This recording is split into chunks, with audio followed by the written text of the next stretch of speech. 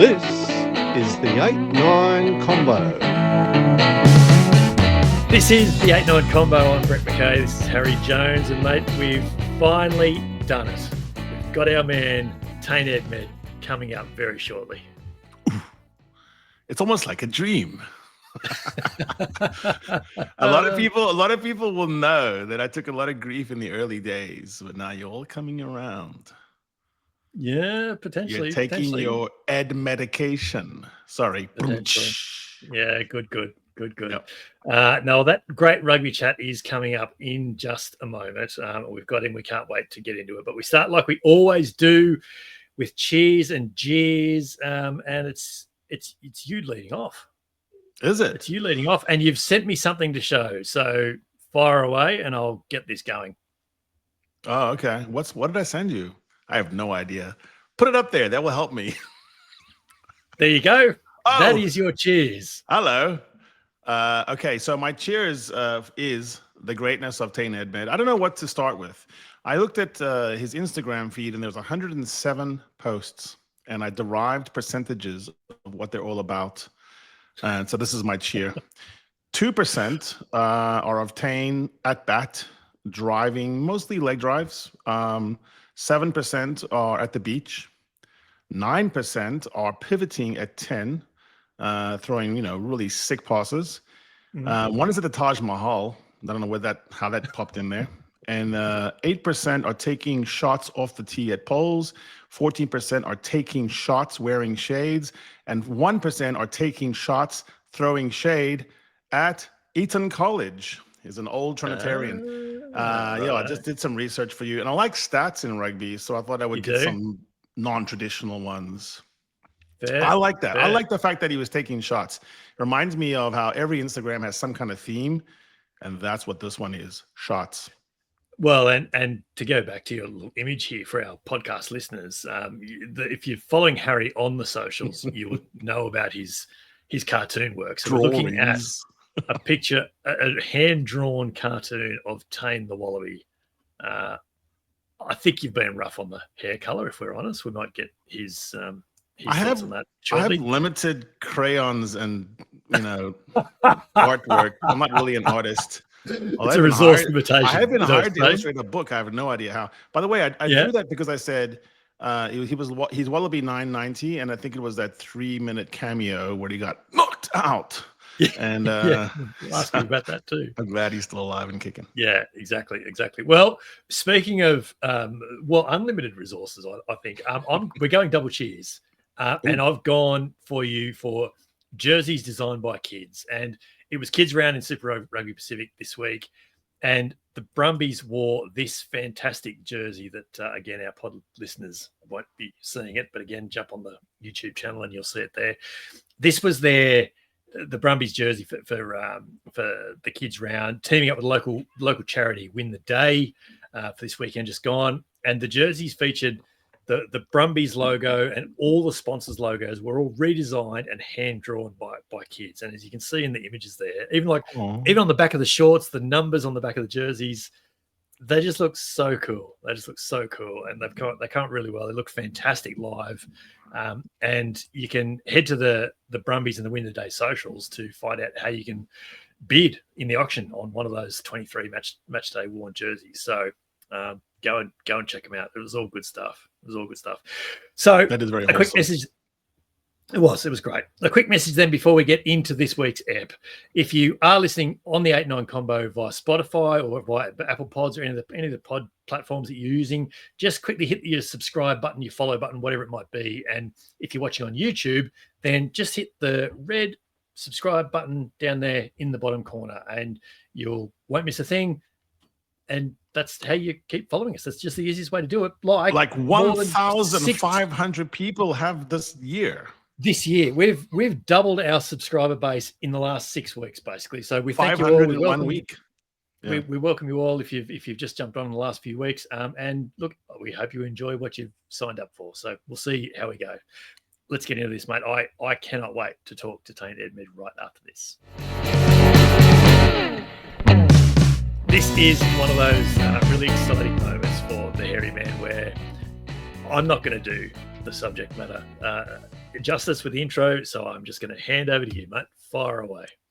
I get an intro? This is very rare. You do. I figured you'd want this. From the halls, the hallowed halls of Trinity Grammar, an old Trinitarian indeed comes our way, just like the hallowed prop Scott Sear Wallaby prop and the kind of filthy mouthed Cam Orr Seattle Seawolves prop, who I've had a beer with and told me too many things.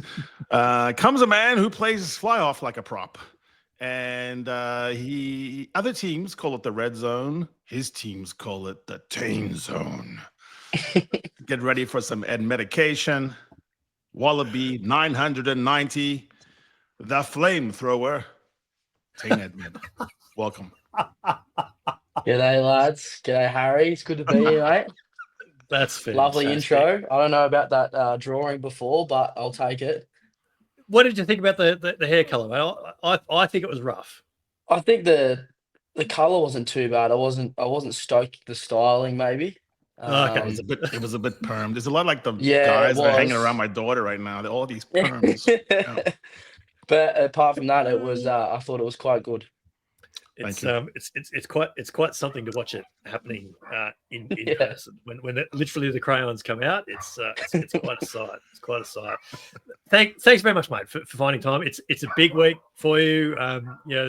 It's the Waratahs Brumbies rivalry has just built every year. It feels like over the last 30 years, and this season we've got the added spice of Dan McKellar in charge of the Brumbies. So how's it been so far? Has it felt different? Is this Brumbies week felt different to Brumbies weeks of the past?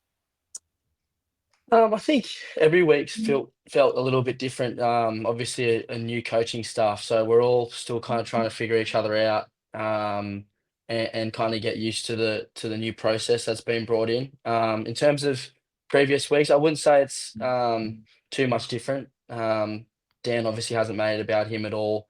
We're just trying to get better every week, and we're coming up against a really tough Brumbies side.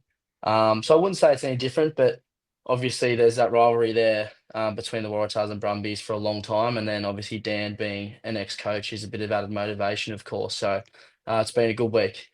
Yeah, I'm sure it has. It's been a up and down year, I suppose, is the way to describe it for you guys. You started pretty well. When you were the last unbeaten side standing up until last week, of course. So how have you found it this year? There's been lots of talk about the game being fast. There's obviously more points being scored. There's definitely more tries being scored. So how's the first 5 weeks of Super Rugby this year look different to previous years, or felt different for you? Well, we've been winning, which has been nice, I guess, compared to the previous years. That's always a really good feeling. And the game's definitely sped up. There's no doubting that. We've been presented some data this week on how much more ball in play time there's been, how many more sort of Ks we're covering, and how fatigue's starting to set to the game, which for me I think is a really positive thing for the game. Less stoppages, more ball in play, more fatigue, which is always good for fly halves when a bit of fatigue sets into the game. But yeah, it's definitely sped up, and there's been a lot of try scores, which I think is great for the viewer. So I think it's all been positive. It's been good fun. Yeah, I looked at you in the NPC. Speaking of fatigue, and you played a lot of minutes there, and you had Moses Lee, Cade Banks, Maka to throw to, not too shabby. But I noticed they're like 1, 2, and 3 in line breaks in the tournament. Yeah, right? it's crazy. But Tane, you were getting your passes away really early, but also sometimes you were on the keeper. I mean, we're hanging behind pods. I saw it was a particular round. What was it against? It was around 6. And you had several clean breaks behind forward pods. And I just thought, now where's that? I like that configuration. Was that on the fly? Did it just kind of happen? Or did you set up behind those pods? It almost looked like the Irish system. Yeah. I think it's a system that a lot of sides use, the sort of 3-pod system with the pivot, in behind. I guess it's something that's pretty common. But when I was at Harbour, I think because of the free-flowing nature of the game over there was a lot of running rugby. As we said before, a lot more fatigue. The spacing's kind of opened up around that 40, 50, 60 defender. a lot more often. So I did have the ability to kind of get the ball and take on that space. And then you kind of go a level up to Super Rugby, those spacings get smaller, the opportunities become less, and then you go again to Test footy, and it just kind of gets even tighter and tighter. So And then guys just I knock think, you out in the first 3 minutes. yeah, exactly, exactly. I can't really speak on Test footy. I only played 2.5 minutes, but that's what it looks like anyway. But yeah, I guess those spacings, there was just a little bit more opportunity, and having blokes outside me, like you said, Moses Leo, Sean Stevenson, Cade Banks, they dragged those spacings even wider because of the threat that they pose. So that was just kind of an opportunity thing. Yeah, with you and Sean particularly, I saw, because I tried to watch most of those games, and I think the spacing between you two guys was instrumental. At Waratahs, I suppose you're still betting in a system. You have some new coaching, new players, and so forth. Are you trying to have that kind of dangerous attack at Waratahs, and where do you see that going? What type of shape are you going for? Yeah, I think the Kiwis play. I think they play quite different to, I guess, what we're trying to do. They're a lot more wider passing, deeper passing, trying to get to those outside channels, where I think what we're trying to implement a little bit at the Tars, obviously with Mike Catt as the attack coach, you've seen what he did with Ireland over the last 3 or 4 years. So I think you can kind of use that as kind of a trademark of what we're trying to do, but then obviously trying to put our own spin on things. We have some amazing talent in the backs, especially. I mean, all across the park, but some amazing outside backs that we want to get the ball to. So we're still trying to figure it out. I wouldn't say it's been perfect by any means over the last 3 or 4 weeks. It's been quite clunky, but we've expected that. It's a new system, and we're constantly trying to improve on that. And Mike's been quite patient at trying to build that sort of those connections and that shape. Are you guys trying to play through the opposite team on the first couple of phases? Yeah, I think, that has to be the mentality in any team. You have to be able to go through and have that power game first, and we've definitely got that with some new recruits and some boys like Angus Bell and Taniela, Rob Leota, Langy Gleeson, especially boys who can really get you that front foot ball. And I think that's a must in any team, regardless of how you want to play. You have to be willing to go through them, and that's something that Dan drives quite hard. Charlie Gamble's mustache is powerful too, and I think he thinks he's more powerful. His hair, he gets his superpowers back when his hair gets longer. So I think you're just going to keep letting it grow out and see how he goes. Yes, I want that. More than fair. Yeah. You talk about the different styles there, mate. So talk to us then about the adjustments, I suppose, in going to play over in New Zealand for North Harbour. Like, how long did it take you to get used to that? And I suppose, what was the biggest adjustment that you had to make? It was just a brand new system and new coaches and new players, which was really refreshing for me. I wouldn't say that the rugby was massively different, but as I said before, the running rugby and the ball in play time just seemed a lot higher, less kicking. So I think that just opened up, as I said, more opportunities. But I think, as I said before, the style it's a little bit more eyes up. Probably a little bit less structured, especially at Harbour. When I got there, I didn't really know much about Harbour, but I was told that they're known for their flair. They've always been able to score really, really good tries, and we scored some amazing tries. Certainly did. Some seriously amazing tries. So I think that was probably the biggest thing, was just the sort of free-flowing nature of the game and trying to buy into that. And it was good for me to kind of play a little bit more instinctually than kind of getting caught up in structure, which sometimes I tend to do a little bit. So it was really refreshing and really, really fun. Was that the big thing that you got away from it, that you were able to play, you were able to add a bit of chaos to your game? And I suppose that's an opportunity you might not have got if you'd just gone back and played for Eastwood in Shitshield. Yeah, definitely. And as I said before, it was just kind of getting away to a new environment was probably the biggest thing. I mean, I've always felt like I've had that sort of ability in me.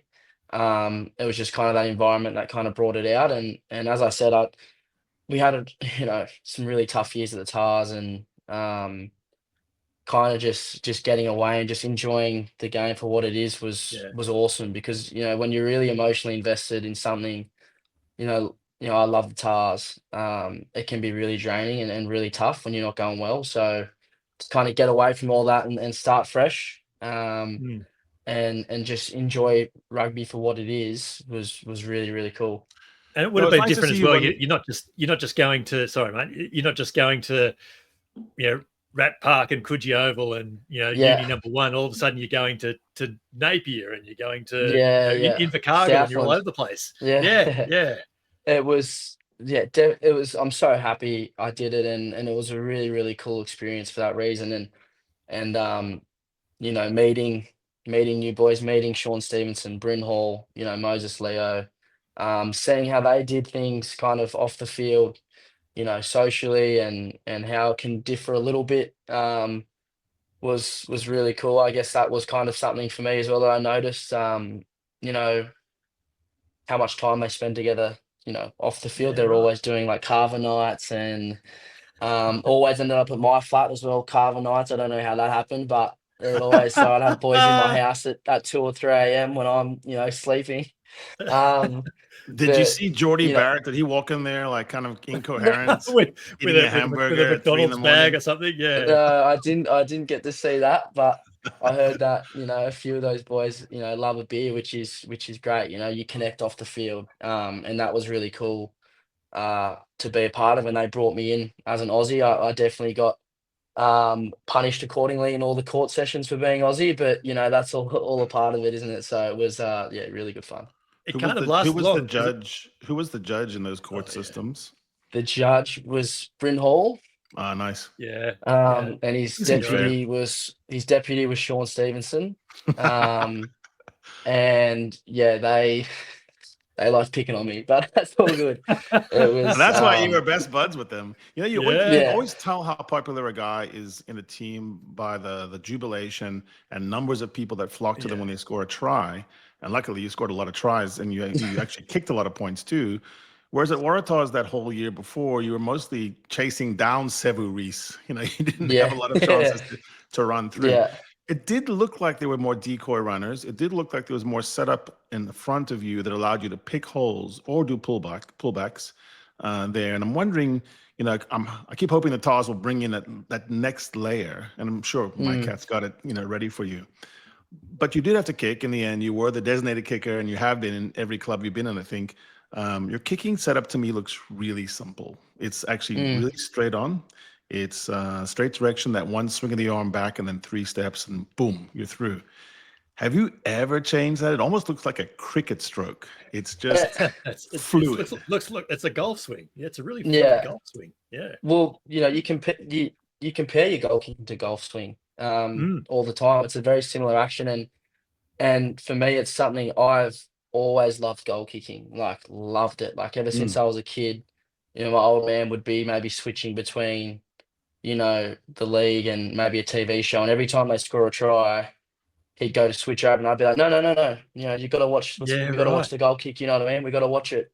And I always had that real sort of obsession with kicking. And then, as you said, with the technique, it's something that you develop from, a young age. And I don't think it's something that you want to tinker with a whole lot because, like Did you copy someone? Did you have someone that you actually liked their swing? Not necessarily, really. I mean, there's people that I watch now, probably more so that back in the day I just used to just kick, but now I love watching different kicking styles and stuff like that. Owen Farrell was one for me that had a really beautiful kicking action, and one that I probably did maybe take a little influence from. But kicking's like a sort of, if you think about yourself as a machine, if you're repeating that action over and over and over again, you don't want to be changing it too much because, you're kind of changing, for me, would be maybe, 10 or 15 years of what I've built. So it's just making little changes here and there. Well, it helps not to have Ned Hannigan standing in your way where you're falconing him. But Cobb, a big Cobb. But in that time where you're standing over the ball, I've always thought that's the part that could get, you could get a bit weird. It's a fascinating interview with Andre Pollard where he said, rather than thinking so much about what if I miss, he started thinking about how cool would it be if I made it. Yeah. Do you implant some positive, messaging like that would be really amazing if I hit the game winner? Yeah. It's I think for me personally, it's kind of taking the outcome out of it as much as you can, whether that's positive or negative. And I think I've missed plenty of game winners, and I've gotten some game winners. Probably missed more than I've gotten, but it's kind of just trying to strip it right back to keep the process the same every time, and then kind of take the outcome out of it. But there's definitely you want to be taking the kick in those moments. If it's the moment I shy away from a challenge like that is the moment I probably shouldn't be playing anymore, because that's what you dream of as a kid. So even though you have missed a few, you might have some scars, I'll always try and step up in those moments. But again, for me personally, it's taking the outcome out of it and just sticking to what you've always done, and not doing anything different, I guess, is the same. And it's quiet in your head at those moments, like you just go still and you're just breathing. Ideally, yeah. Ideally, tonight? Ideally, that's kind of what's happening, and that's what's so nice about having a really strict process in the same process, because you can kind of take those thoughts out of your head. And if you're just focusing what you've always focused on, then it shouldn't be an issue. But so that's why you kind of have maybe some cue words. People are always trying to figure out what I say to myself, because they can see it on the TV that I'm mouthing something to myself, and I try and keep that personal to me. But that's why it's good to have those trigger words, because if you're thinking about that, you're not actually thinking about anything else. I'm going to keep an eye on it this week. We're going to see you there mouthing. You can see, try and guess what I'm saying. Yeah, this is the 8-9 combo. That's what you're going to be saying. Yeah. Talk to the blokes of those Brett and Harry Jones. They're good names. Before we leave kicking, I saw a fascinating stat in Super Rugby, which is the kickers get their 80-90% from the middle, from 40 in between the trams. But if you go to tram and tram, it's like 60% on the left and 40% on the right tram. And so you're bleeding, your percentage goes away on that right tram. And so it's fascinating because you see I think in the league, you have players that kind of curve it around more from the left. And then they just go straight on the right. Do you try to shape it like a golfer? Do you try to do a hard draw, fade, or do you just kind of stick with the same strike? I've got follow-ups here. It's funny for me, because I do a lot of my technique work kind of 5 meters out from the try line and try and like a really tight angle. I actually find that my right side percentages tend to be better because I am doing the work on that angle more often. But for me, I think if I stick to a nice tight draw, that's the best strike for me, and it means that technically everything's gone right. If I've hit a little bit of a fade, there's certain things that come to mind, and you got to make adjustments. And my dad always jokes that I always tend to miss my first kick. And then after that, I kind of self-correct myself, and then it's kind of all good after that, which is probably the biggest skill you can have as a kicker is being able to self-correct. And for me, it's a nice tight draw, and you don't want to. I don't really want to vary too far from that. But if the wind comes into it, of course, and stuff like that. But if I've hit a tight draw, then everything tends to be going right.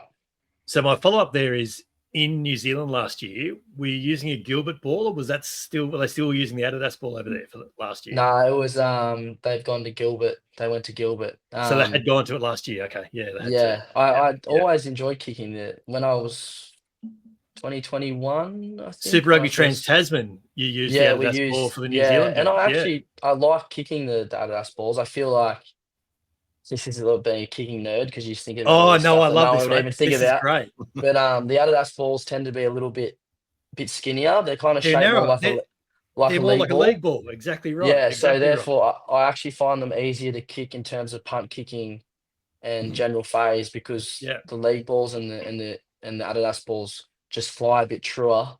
But then the Adidas balls are different to the league balls in the sense that they're softer, so they're actually good to goal kick as well, where the league balls are a bit harder, a bit pointy, a bit tougher to kick. But the balls are a big part of my thinking is when you look at the footy and you kind of know, you know what's going to happen with it. So it's always fun. No one really thinks about it, but as a kicker, you kind of do. Oh, I do, mate. I absolutely. Do. So tell me about your setup on the tee. Are you using the seams as your as your guide mark? Like how do you set it up? I actually changed kicking tees when I went to New Zealand, Right. which was a pretty big decision for myself. But I found that after Super Rugby last year, I played a couple of shoot shield games and I was kicking terribly. Like I was not feeling good off the low tee. So I just went down to the park with my brother and just tried a bit of a high kicking tee. And it felt really, really good. So I kind of said, all right, I'm going to stick with this. And that's a low cut sort of RB vortex. So it's still quite low, but normally I stand the ball up like Johnny Wilkinson used to do. Yep. So, But so we're talking now, fairly yeah, straight you then. set Yeah. exactly. But then when I went to the low cut, you kind of push it more down, like what you see the lead kickers doing a little bit more. Yeah. So that was the first thing that I kind of changed. And then for me, it's maybe just you put the valve on the bottom. So the valve goes on the bottom, and when you've got these new footies now, they've got those little chips in them. Some of them, little chips, yeah. yeah. So I'll put that on the bottom, and then for me, it's just a kind of a slight tilt, out, just a tiny tilt Right. out, and that's more just and because that's of how. to for your draw. Yeah. Yeah, and that's also just because I like how it looks visually at the back of my run up, because that's a big thing as well. If you're at the back of your run up and you're not liking how the ball's looking on the tee, that's not what you want. You want it looking, perfect, like you can really hit it well. So that tilt kind of makes it look a bit visually a little bit better. I've never seen someone do this, but now I want to. On a penalty kick, I want someone to start their run forward and then stop and then reset. No, it didn't look good to me. I didn't like it. on a penalty kick, I think, would you have to drop kick it once you start your approach? I don't know, but don't on try. A conversion, on a conversion, I know you have to. No, I think on a penalty, you could. I think on a penalty, as long as you're within the time, the shot clock, yes, you're fine. Yeah, okay. Which then brings me to a question I was going to ask you before. What has the introduction of the shot clock done for your routine, and how conscious of that countdown are you? It's actually changed a lot. It's made it definitely more challenging because, you've had all the time in the world and you can get through your whole process regardless of what happens. But now, I've had a couple times this year where referees have been like, they've yelled out 20 seconds and I haven't heard it properly. And I've been like, sorry, like how long is that? And they go 20 seconds. And I'm like, and then you're trying to focus on the kick, but now you got to, you got to worry about that. So I think with the process, you have to be a lot more fluid, a lot more adaptable. You can't be stuck in your ways. You need to be able to kind of communicate with the referee, but also still be locked in on your goal kick. And I think shortening up your process helps a lot. So I definitely have shortened up how long I take, because, if I've got 35 seconds left and my process is 30 seconds, then that fits perfectly into that. But if it's, I got 25 seconds and I know it takes me 30 seconds and I know, okay, I don't have to change a whole lot. I still have enough time to relax and get through the process. But it's definitely made things a lot more challenging. And again, I think it's something that's really great for the game, to speed things up. It looks like you have a fairly like a simple, minimalist kind of setup. Yeah. And that kind of does remind me of Farrell. And now I'm starting thinking, while you were talking, I was thinking of all the best kickers I know. And they all seem to, they don't think long, think wrong. They kind of just get in there and they get ready. There's not a lot of fluff. Yeah, I think, and again, it comes down to the individual and what they like. But for me, I think it kind of reflects on my sort of whole game, even in general play. I do like to keep things pretty simple. Doesn't mean it's simple in my head. I definitely think about the game probably too much for my own good. But in terms of what you want to do well in the game, I do like to keep it pretty simple. But goal kicking, again, it's just something that I've done for so long now. There's no reason to change a whole lot. You're just kind of tinkering with certain things, and the basics don't change. But yeah, you don't want to be changing a whole lot with your kicking style. You'd work with your Waratahs teammates a lot, the guys that kick there. But how did you enjoy, I suppose, the opportunity in a Wallaby squad to compare notes with Noel Olseo, to compare notes with Ben Donaldson, Tom Liner and I. Did you get a lot out of that? Yeah, it's awesome, and as kickers and tend to spend a lot of time together because me and Ben Donaldson are already extremely close, but it was good to get to know Noah, on a different level, and you're taking a van to, if you do captain's run, normally you don't do it at the ground because coaches are worried about spying and, all that sort of stuff kind of comes into it. So usually you do your captain's run, away from the stadium, but then the kickers, because we want to get a feel for the stadium and go over kick, we'll go separately to the stadium. So, we'll drive, 30 minutes in a van together, just the kickers, and you get to share some really cool experiences together because kicking in those empty stadiums was like heaven for me. It was so cool. Like, going for a kick at an empty stadium for a kicker is just like, it's awesome. And you get to go to Principality with the roof on, and kick and go to Murrayfield and Aviva and Twickenham.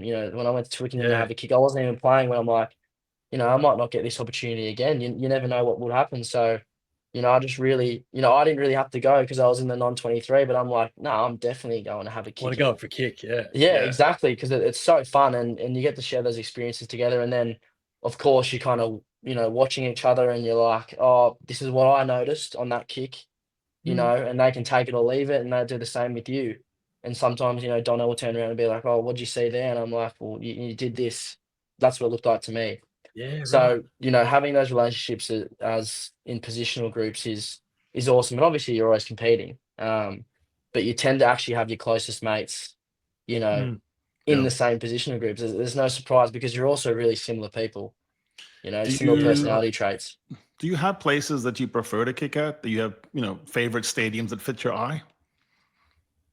I didn't get to play at Principality, but having a roof on helps. Having a roof on definitely helps. I do enjoy kicking at Allianz, but that's just because it's the home ground. But you try. Yeah, I wouldn't say I have any favorites now that I think about it. I just love sort of kicking anywhere, but anywhere with lots of wind. Like I used to play at Coogee Oval. I used to be like, mate, like. Like that was hard. That's also a reason why I changed my kicking tee because I used to kick the ball really high, and at Coogee Oval it was too windy, so I went for a lower tee, a lower trajectory. But anywhere that's why kicking at stadiums is so good because there's not much wind, and if there is, it's very light. So any sort of suburban ground is tough.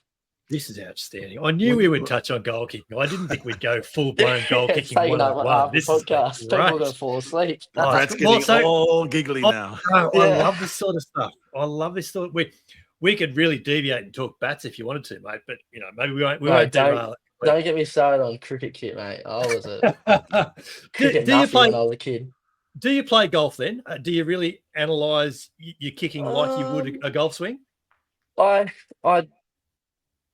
I did play a little bit of golf. I don't tend to play much anymore. Yeah. My old man loves it. A lot of the boys love it. I just found the if you didn't have a cart, the walking became quite tedious especially when you're training for a living. The last thing you want to be doing is walking for 4 hours. So, and then getting a cart is quite expensive. And I kind of just, I played every now and then, but then I also had a back injury in 23, which I was just like, it's probably not worth it. Anymore, but I do need to maybe find a bit of a hobby. So, I'm open to some ideas. So we'll see. But I used to play a little bit of golf. I am really interested in the golf swing, and I always had a good long game because my swing was nice, but short game I was hopeless. When you rocked up into the Wallabies setup, and don't make any old guys mad, but who was best dressed, who was worst best, who was best golfer, and who was the funniest? So best dressed, worst dressed, best golfer, funniest. Wow.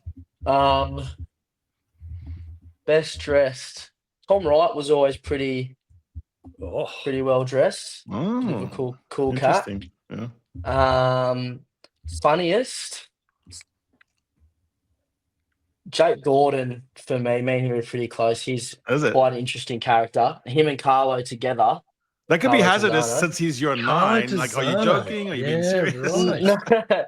No, Jake and Carlo together, more so, yeah, maybe laughing at them a little bit more than laughing with them. And then, then you got Slips, James Slipper, who's kind of got that dry sort of sense of Dry. humor, bit of an Yeah, older he guy, is. which is always funny. It was a really good vibe. So worst in dressed and camp. best golfer now. Best golfer. Wow, Gotta be a scrum. Gotta be a scrum. one. Gotta be. I'm gonna piss it. I'm I gonna reckon- piss a few boys off. I think if I don't name the right one. The thing is, I didn't go and play with them. I think Yeah. Nick White goes all right. Does he? I think he Nick looks White, like a golfer, doesn't he? yeah. Do you I think- reckon? Yeah. I I think reckon Nick his White- legs are on the wrong angle. I feel like he's swinging. Yeah, but all he over looks the like a place. guy who would never 3-putt ever. And if he Yeah, did, he would Nick- break his putter. I think I don't know. a few boys did Not the- play on not- tour, but it's Not so the Nick cold. White I know. Yeah. He's got I wish- that good strike on the when he's kicking. I don't I, know. I wish thought you were wish going to say Ben. I actually thought you were going to say Ben Donaldson. He just looks like he Dono. would be able to hit a ball. Dono doesn't play enough to be good, but he's solid for the amount okay. that he plays. Yeah. And then worst dressed. I'm gonna have to pick on one of the old guys, unfortunately. Gotta be. We'll just say Slips again. Should we say Slips again? I'll Slip- say Yeah, Slips because is you don't sorry. care. You don't Slips care. would wear that as a Yeah, badge of honor. exactly. He would just get young blokes.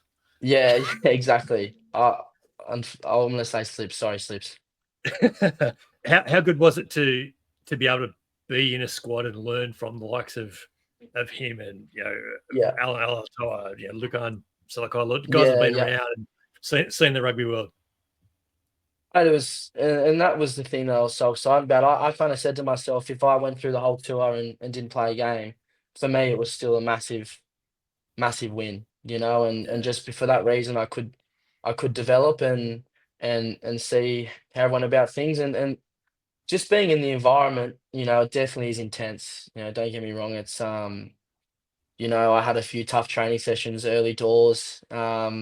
And Joe's got really high expectations and standards, and that's how it should be. You're in a national team, like that's how it should be. And I just realized that like everyone also in that squad was so professional. Everyone was on the computers. There was no one that you would say that wasn't professional in that squad, and that's probably the biggest thing that I took out of it. And there's a reason that everyone's there. They work hard, but then the intensity of training was just another level up, and you have to be nailing your role, and that was a big thing as well. Well, Joe is legendary for that. People that I talked to in Ireland from years and years back, retired players, talk about how every minute, every second in training was scripted, choreographed. He really was hard, and he was hard on number 10s. He literally was really tough on Sexton. So I was thinking about you, thinking that's perfect. You come into camp and here's a guy who knows how to make me better. Did you feel like Joe Schmidt, took time with you guys at the number 10 spot and really talked to you a lot, or is that still to come? There was definitely, training sessions where I felt like he was challenging me. And definitely the first couple, I definitely felt like he was kind of challenging me and testing me to see how I would cope. And that's what all great coaches do, as you said. His expectation around detail, running lines, all that sort of stuff is so, upper class. And he definitely, we have tens meetings with Joe where he'll show us, pictures of defenses and we're versing. He's like, I'm thinking we'll do this play, this play, this play. And then the expectation to have such a short turnaround and see the plays and then go and present them to the team was really challenging as well. And you need to have the ability to present in front of the team. And he kind of eased me into that for the first couple of weeks, and then the expectation was that I present to the team for the last couple of weeks as well. So he's definitely challenges you as a player, and the tens especially. But as you said, it's exactly what you want. It He can be hard, but Yeah. you want it. He wants his 10s to be the leader. I mean, there's no Mm. doubt Yeah. about it. You look at a Schmidt team, he wants a 10 leader and he wants starter plays to function the way he designed them. He doesn't like any Correct. freewheeling, right? Yeah. That seems to be so fascinating because he's different from the other head coaches around the test world. He's really hands-on. He's really getting in there. Yeah. Did you feel like it was like drinking water from a fire hose at first? Yeah, like if you get something wrong, like you'll know about it, like Yeah. and if you make it was funny, I just read Johnny Sexton's book and he'll talk about Joe so much, and it's funny because you've seen it firsthand, you know exactly what he's talking about. Yeah. But if you if you He's back. he's making me nervous already. Just talking about Joe. Just you're talking like, about it, he's making me nervous. flashback.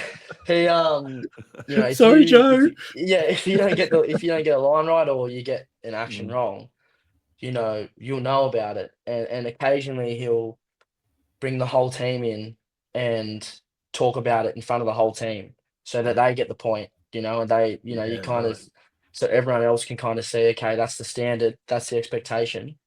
And it's something that you get used to, and you got to realize in the rugby world, nothing's personal. Everyone's trying to get better. As tough it is to take sometimes. You want to get better, and that's all everyone's trying to do. So you can't take it personally. What I liked about that is it was obvious through the year. I mean, Brett and I were there at the Bledisloe, and then catching the end of the year tour. It was obvious the Wallabies were getting better because everyone was really disappointed in themselves if they messed up. And so I like to see that. It was interesting to watch. Was there some kind of chatter about, like, some coaches really tell you what you need to improve on? Rassi Erasmus is famous for this.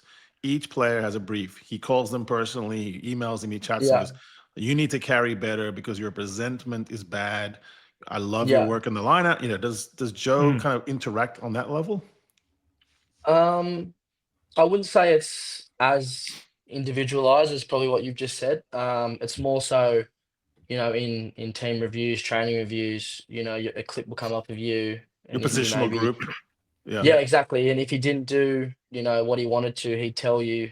And then, obviously the whole group sees that. So now they know. So I wouldn't say he's super individual with his approach, but he'll definitely get around to individuals. And it's funny, Monday morning rolls around or Tuesday morning before the team announcement, and you can see Joe kind of walking around at breakfast and everyone's kind of trying to avoid him. And he knows this. He always used to say, he's like, yeah, a few of you, are running away from me this morning, so I couldn't get to you. So here's the team. Which is, always good that you can kind of laugh at that stuff. But mate, you definitely know what your expectation is and what your job is, and that's the really good thing about it. Yeah, it's funny, when I was a kid in school, they would post a team on a certain board at the end of the stairs, and you'd know exactly when the coach was going to put it up there. You would slide in, elbowing each other to see your name. How did you find out that you had become a Wallaby? It's funny because as I said, every Monday, Tuesday morning, you see boys getting pulled aside for like chats. So you kind of see from my example, I was talking to Noah or he's talking to Dono. I wonder what they're talking about. And then I think for me, it was obviously in Ireland, and I think the word had kind of gotten around Dono, but obviously he didn't tell me because me and Dono were roommates as well. So me and Dono were roomies because we were very close, and Dono obviously wanted it to be a cool surprise for me, so he didn't tell me that I was in, but you can kind of feel a few people would say things and you kind of get an inkling, and then the team kind of comes up and then your name comes up on the screen, and then obviously you're just over the moon. Cool. Very cool. But yeah, you can kind of feel it coming. I guess it's not a massive surprise. Yeah, right. But it was so there was no moment where he said, Tane, you're in this week. Nah. So normally they keep it as like a surprise for Oh, when it comes wow. up on the screen. But you can tell from training, right? You're getting more of the reps. That's that's the thing as well. Like on a Monday, you do your walkthrough, and he just scatters the team. Like you got no idea. Yeah, right. So the team's Sneaky. completely, team's completely, scattered. So no one can really get any reads on it. And obviously the boys there was always jokes about Rob Valentini, because obviously he was absolutely amazing. We'd be in a strategy meeting, and Joe would be talking about certain plays, and he's like, yeah, we'll have Rob running down here. And he's like, oh no, sorry, I mean number 8. And then everyone would just start laughing. Yeah, right. Just like little things like that. But yeah, you definitely get an inkling for when you might be getting a run. But it's normally a surprise for the team announcement. Or when they say you in the press conference, you go, oh, okay, probably. Yeah. Wonder what about this year? Has there been comms? Is there an idea of what the approach might be heading into a Lions series, or is he very much left you guys on your own to just get into Super Rugby first and foremost? I can't speak on any of the other boys, but for me, I haven't heard anything. He's just kind of letting us go about our business at super level, because at the end of the day, that's all that matters really, and you need to be putting performances on the board. In super, to no one's spot is guaranteed. You need to earn it, and apart from maybe if you're Rob Valentini, of course. But except for Rob Valentini, yeah. The Valentini rule.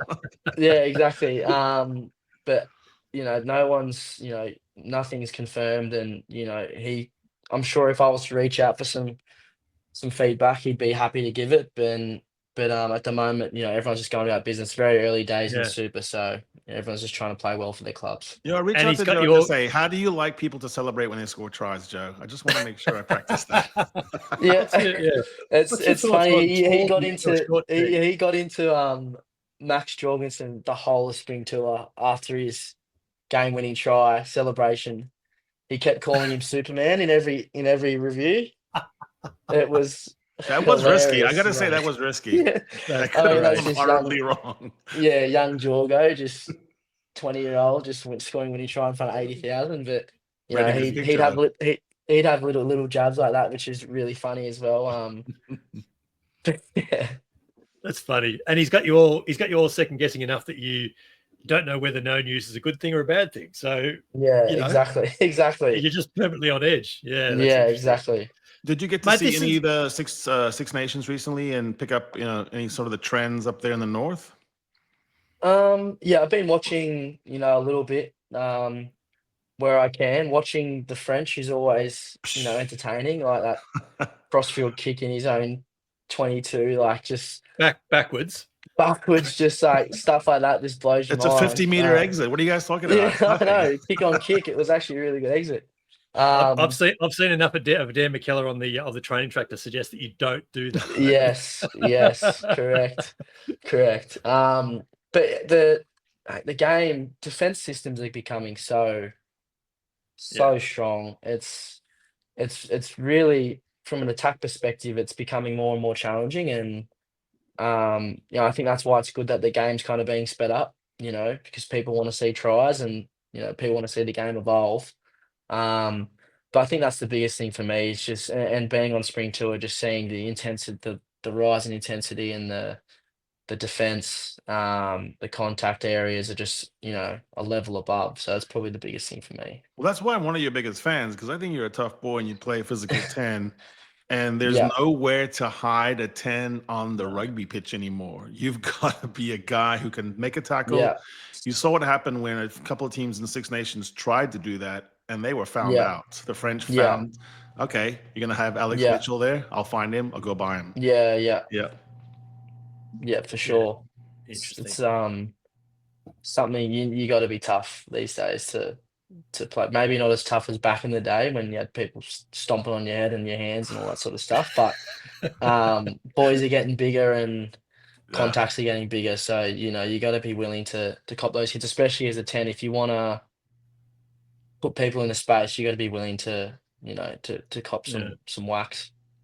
A lot of that space finding now is through kicks, though. It's the variety of kicks from 10s now is phenomenal. Yeah. I love watching a cross kick that's actually on, planned. Yeah. Well, I guess that was also a big thing at Harbour. Our kicking variation was phenomenal. Like, we had, me and Sean who could kick really long, but Sean would love a crossfield kick. Little dinks in behind, little grubbers like that. And ultimately that can unlock a defense because now they're worrying about the kick space and they're not defending the run space. So exactly, that's the biggest thing now. So the kick is definitely a weapon if used correctly, but also, as I said, the game is so structured, defenses are so strong.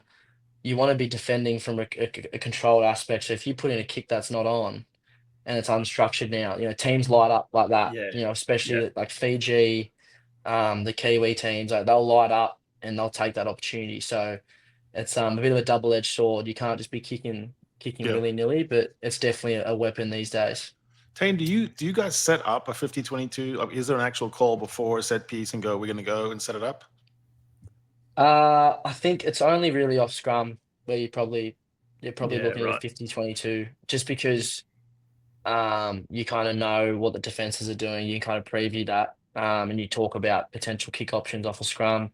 Line out becomes a lot more difficult because they've just got two just straight in the backfield. So, that kick space probably isn't there. And then on general phase attack, it's kind of just you seeing it and kicking it, seeing the space. So it's more instinctual in that sort of sense. So it's probably more of a structured thing off scrum.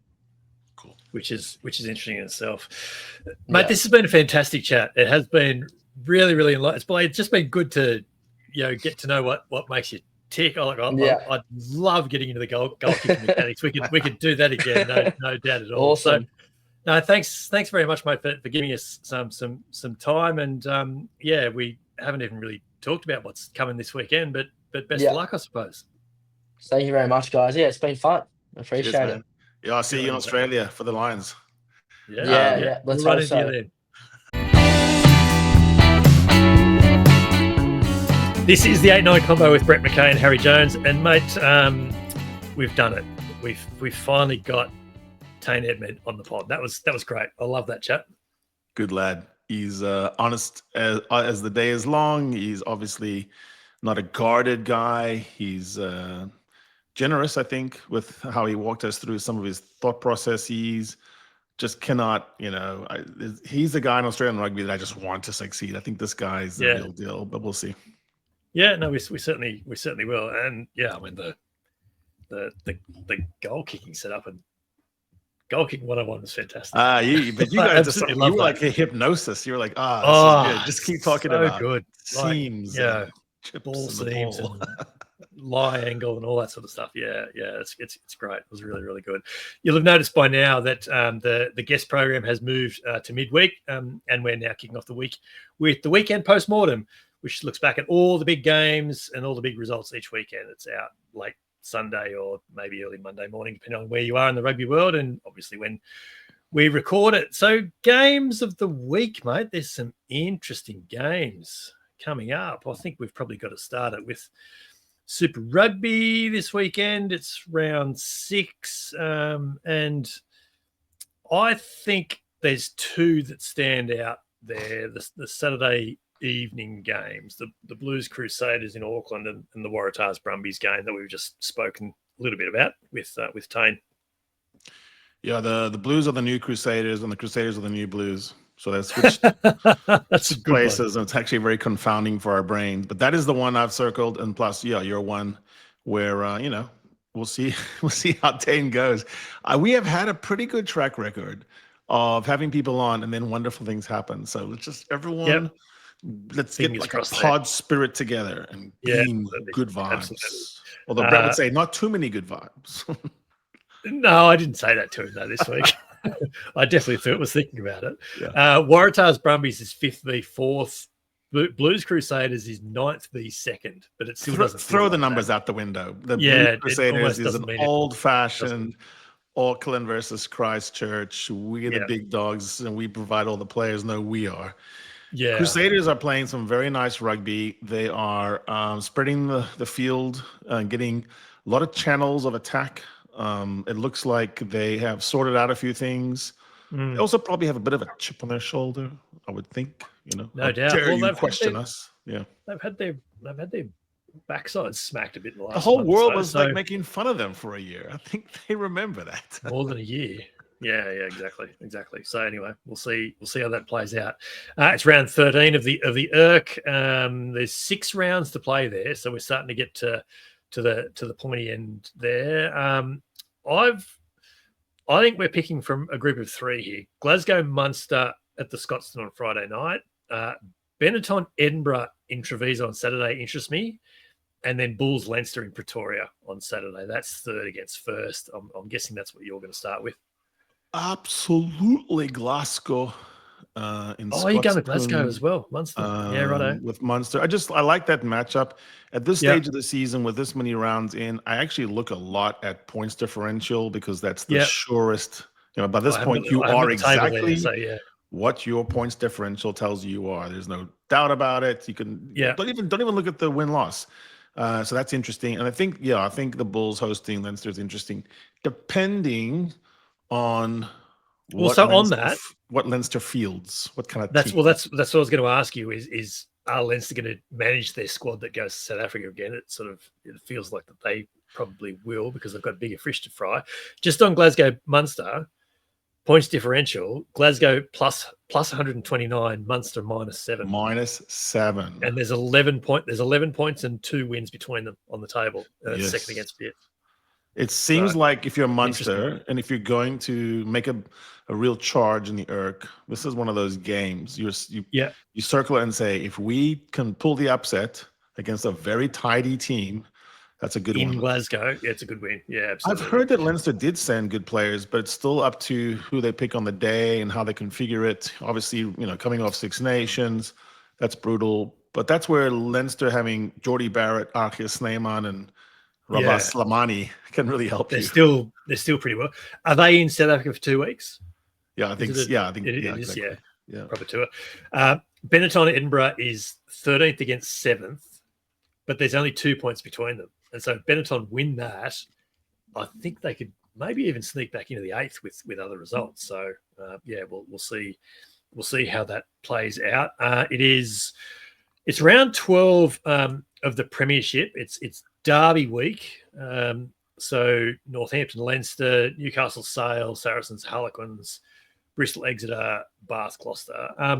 The table, because we've not actually seen much of the Premiership they've been on hold for 6 weeks. So that's as the table stands now. So Bath are 6 points clear on top, but then Gloucester third on 35, down to Sale 7th on 29. That's a bonus point win essentially. So that's nice and tight. So just going back to those games, mate, I think Northampton Leicester interests me. That's 8 against 5th. That's must win for Saints. London Derby is interesting in its own right, but that's at the Tottenham Hotspur Stadium.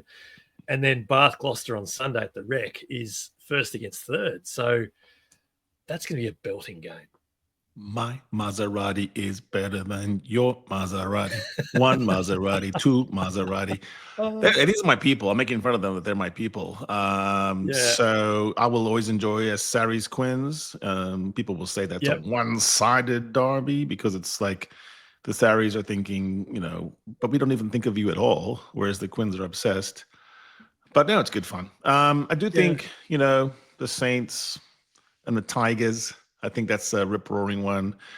The whole asterisk over the whole weekend, of course, is how many people will really want to be playing from the England camp. They're the walking wounded. Right.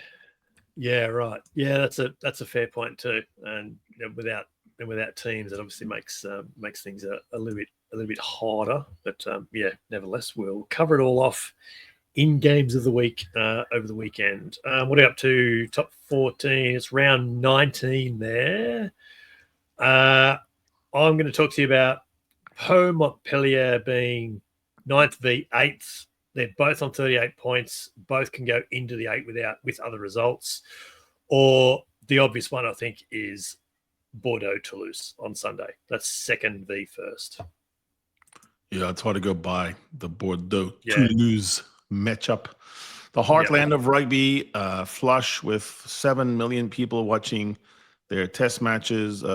France is ablaze with rugby. There's just never been a better time than French rugby right now. And I'll say this about the way they produce things. They have the best studio pre-games. Everyone around rugby should really copy that. And then contrary to what we saw with, no one showing us the Kinghorn going out, the level of cinematography in the top 14 is unbelievable. Like, it's just giddy. Right. It's almost like you're watching a feature film produced in Hollywood. Every blade of grass, the perspiration coming. Yeah, it's great. It all matters. Yeah. Right. It's week 14 in Japan in League One. There's 8 rounds to play there. I've got one. What is Honda Heat with Pablo Matera, 163 carries against the D-Rocks with Samu Karevi, who has busted 47 attempted tackles. Yeah, but that's like 10th against distant 12th, so that's not exciting. Pablo Matera against Samu Karevi. And he goes mad, but I'm telling you, it's Toshiba Brevlupus v Saitama Wild Knights at the Chichibu on Saturday. That's a grand final replay. It's second against first. Sure. Panasonic lost their first game of the weekend of the season, and for about 12 months last weekend as well. Toshiba beat Panasonic in last year's grand final, so there's bounce back factor, there's revenge, there's all that sort of stuff as well. So top or table taku. Yep, that's going to be a proper one. And then it's round 5 of Major League Rugby. Round 6 of Major League Rugby, is it? I might have buggered that up there. Old Glory DC v New England is 2nd v 3rd in East, and then Seattle v Utah is 4th v 2nd in the Western Conference. So I think they'll both be decent games. I like the game between the Miami Sharks and San Diego. For San Diego, you have Australians, Brad Walker, Christian Portavon, Jed Holloway, Hugh Roach, and they're coached by one of your Sevens guys who also coached John Manenti, Sydney Uni. I mean, he's he's a real Australian coach. So there's a very heavily Australian legion. Up against the Miami Sharks, who have Tomas Kubeli and 14 Argentines on their team. Yeah, right. And a man named Giuseppe Dutoy. I got to meet this guy, Giuseppe Dutoy. I mean, like, what was the backstory of this Afrikaner who wound up in Mendoza? Italy, yeah, exactly. And there's no Australians on their team. So it's the least Australian team against the most Australian team. Yeah, right. Yeah, there's a definite Australian feel to San Diego and LA as well, obviously, with Steve Hoyles over there. Even the guys that aren't Australian in San Diego sometimes have a lot of connection. It might be from Tonga, it might be from Fiji. And it's a very interesting vibe how a lot of the MLR clubs have a particular team, either because of the coach or maybe like Tomas Kubeli. It's kind of fun to play with that guy, if you're Argentinian and you're coming up and you're 23, 4, like, oh, that's a good guy to teach me. So this is one of the backstories of MLR, I think, to watch that play out. It's cool. It's cool. It's developing different ways of playing as well. So it's exactly cool. The Harry Index is back, and it has a very welcome surprise, even Australian influence, mate. Look at that. It is. Look at that. So you've named it top 12. Leinster, Toulouse, Toulon, Bordeaux, Chiefs in 5th, Crusaders 6th, Glasgow, Bath, Bayonne, Queensland Reds 10th, Bulls 11th, ACT Brumbies 12th. It's a bit of carnage in the top 14, so it's hard. It's going to settle itself out. Yeah. And also there will probably not be 4 Super Rugby teams in the top 10, let's say. But there's car crashes coming up. I mean, the Reds, like I think you wrote an article that said the real Reds have shown up or something. Yeah. And it felt like it. And Super Rugby has taught us one thing this year, which is just when you say something else happens. So it's mad. It's really interesting to see what the Blues do. What if the Blues kind of rediscover themselves and become the Blues again of 2024? And it could happen. All bets are off. It could happen. And if it could happen, why couldn't it happen this weekend? I mean, there'd be no better time for the Blues to find. Who are you picking on your footy tips? Blues? I haven't done them. I don't know. I haven't made up my mind. Actually, I haven't. You have Blues trauma though, because every time you go all in on them, they always fail you. It won't matter what I pick. I will get it wrong. That's just the way Blues games work for me. You talk about chaos in Super Rugby. 21 bonus points so far. Still, the majority of them, I think the count is only up to 8 or 9 for scoring 3 tries more. So majority of them still are for losing by less than 7. So it's been wild. But this, mate, I think, unless you have anything else to add, has been another great episode. The defense rests your honor. Then our sincere thanks to Tane Edmed for joining us. It has been another cracking episode of the 8-9 Combo Rugby Podcast. Harry and I remain on the socials in our usual places at Harry Bordy Jones and at BMC Sport. And you can find and follow the 8-9 Combo on Twitter, on YouTube, and on Blue Sky as well. So please go and do that. Go and leave a rating or review wherever you can. Share us as far and wide as you can as well, and just spread the word about some good stuff, because this is the 8-9 Combo, the short side set piece combination you didn't realize you needed in a rugby podcast. Sean Maloney is ready to go in the closer again. I'm Brett McKay. He's Harry Jones, and we're back in your ears with the weekend post-mortem. Come, play with us. Here goes Jones with another bruising run. He links up with McKay, who pops back to Jones. They can't. They won't. They will. What a try. The Dream Team Combo go in again.